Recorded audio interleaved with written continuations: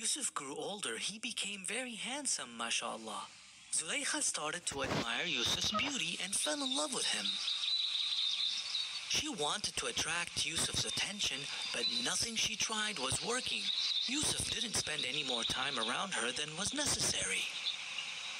Becoming desperate, one day when her husband was out of the house, Zulaykha decided to trick Yusuf.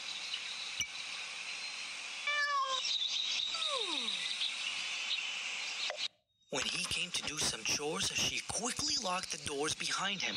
Yusuf was shocked. It was not right for him to be locked in a room alone with the wife of his master. Instantly, Yusuf said to her, "I seek Allah's protection.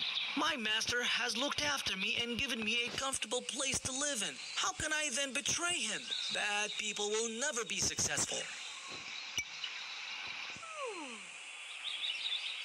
Yusuf quickly ran to the door to try to leave. Zulaykha did not want Yusuf to leave, so she rushed after him. She grabbed hold of the back of his shirt and pulled to try to stop him. Suddenly, the door opened and the master was standing there. He was shocked. Why was Yusuf in his room? What was going on?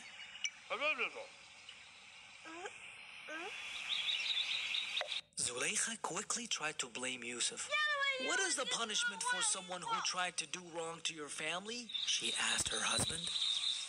Before he could answer, she said, "Of course it is jail or painful punishment." She didn't want her husband to know her evil plan of trying to make Yusuf fall in love with her. Yusuf, still shocked at what had just happened, told the minister that he was innocent and had done nothing wrong. The minister was unsure. He didn't know what to do or who to believe. Fortunately, there was someone else there that heard what was going on. They told the minister that there's a way to know who was telling the truth and who was lying. All he had to do was look at Yusuf's shirt. If his shirt was torn from the front, that would mean Zulaykha was trying to push him away, and therefore he would be the one lying. However, if his shirt was torn from the back, then that would mean Yusuf was trying to leave and she tried to pull him back, and therefore she would be lying. The minister agreed that this would be the best way of knowing. He approached Yusuf and took a good look at his shirt. His shirt was ripped from the back. His own wife had been lying to him and Yusuf was innocent. Allah made the truth known to the minister and protected the honor and dignity of Yusuf. The minister angrily turned to his wife saying, "You planned this! Such an evil plan, too!" He then approached Yusuf and gently said to him, "Yusuf, please don't mention this to anyone." Then he looked at his wife, both hurt and angry, and said, "And you, seek forgiveness for your sin."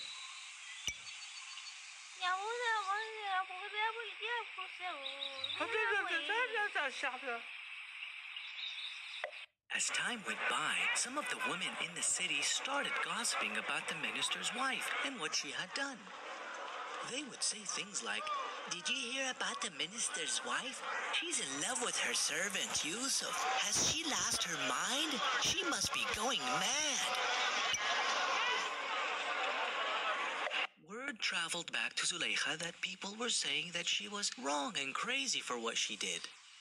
She knew if the women saw Yusuf, they would understand her actions and stop blaming her. So she planned to invite the women to her house to enjoy a feast.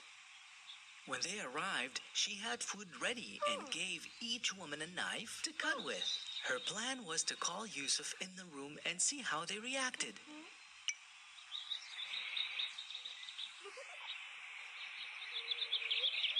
The minister's wife ordered Yusuf to enter the room where the women were eating.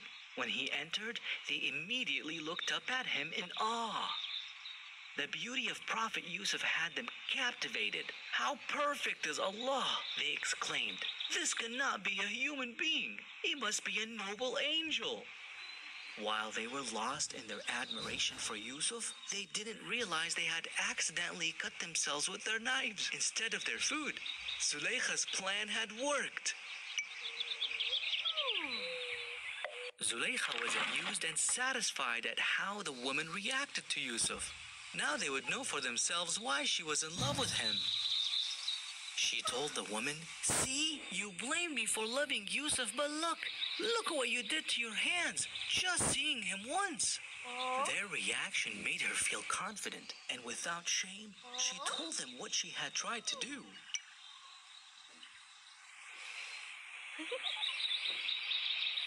"This time, if he does not do as I command, I will make sure he is thrown into prison and humiliated," she said, threatening to punish Yusuf. Of course, Yusuf was a noble prophet. He was honest and feared Allah. He would not obey Zulaykha or anyone who told him to do something that was displeasing to Allah. He had two choices: either be forced to do wrong or go to prison.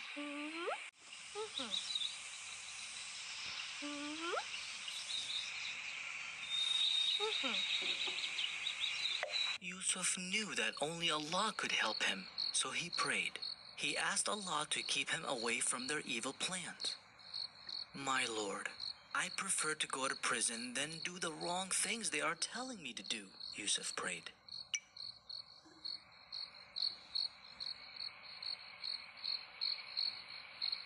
Gossip about what had happened began to spread. This was very embarrassing for the minister, a highly respected official in Egypt. He had to put an end to this quickly, so Yusuf was ordered to go to prison. And so it was. The noble Prophet ﷺ would spend the next few years in prison despite doing nothing wrong.